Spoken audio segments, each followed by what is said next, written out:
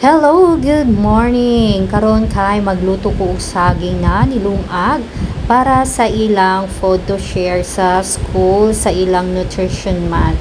Subali duha ka bata ang magdala og nilungag na saging. So unexpected talaga na saging yung dalhin nila ngayon. So yun ang pinaka-available at madaling lutuin, nilungag na saging. Okay sana kapag may time pa tayo, makaluto tayo ng barbecue na saging. So, wala na. So, ayan, nilungag na lang tayo ngayon.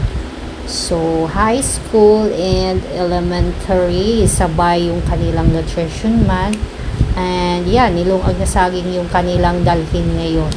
So, medyo madami-dami yung ating saging na lulutuin ngayon. So, bali dalawang kaldero kasi masikip na sa isang kaldero. Hindi kasi masyadong malaki yung kalderong isa, and then yun, nandun na sa kabila sa medyo maliit kasi masikip na.